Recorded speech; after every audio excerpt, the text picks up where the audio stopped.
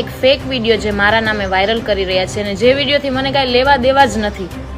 જે વિડીયો 32 નમસ્કાર મિત્રો, સ્વાગત છે તમારું મારી યુટ્યુબ ચેનલ પર. મિત્રો, હાલમાં સોશિયલ મીડિયા પર આ બેનના વિડીયો ખૂબ જ ઝડપથી ખરાબ વાયરલ થઈ રહ્યા છે. મિત્રો, તે બેને ઇન્સ્ટાગ્રામ પર તેમના વિડીયો પોસ્ટ કરીને કહ્યું હતું કે તે વિડીયોમાં તે નથી. તેમણે પોલીસ કેસ પણ એફઆઈઆર નોંધાવી છે. મિત્રો, તો તમારું શું કહેવાનું થાય છે?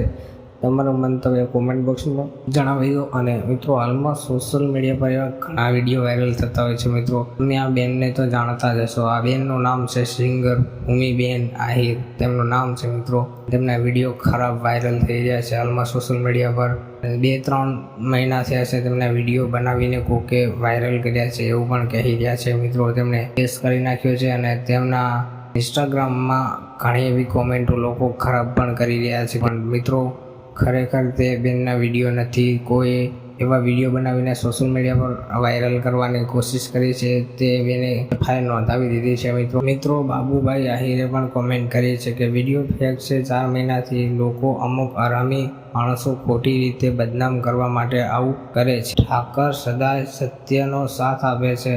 અમે તમારી સાથે છીએ. મિત્રો, આવું કહી રહ્યા છે બાબુભાઈ આહિર. મિત્રો, તેમણે કોમેન્ટ પણ કરી છે તેમના વિડીયોની નીચે. મિત્રો, તમારું મંતવ્ય કોમેન્ટ બોક્સમાં જણાવો. અને મિત્રો, આ વિડીયો બને એટલો શેર કરો, તેથી બીજા લોકોને પણ ખબર પડી શકે કે આ વિડીયો ફેક છે. તો મિત્રો, કોઈને આવી રીતે બદનામ કરવાની કોશિશ કરાય નહીં. મિત્રો, તો વિડીયો શેર કરો. ચેનલ પર નવા આવ્યા હોય તો ચેનલને સબસ્ક્રાઈબ કરો. તમારું શું કહેવાનું થાય છે આ બેનને લઈને, તો જરાક સારી એક કોમેન્ટ વિડીયોમાં કરી દો. મિત્રો, જય દ્વારકાધીશ બધાને.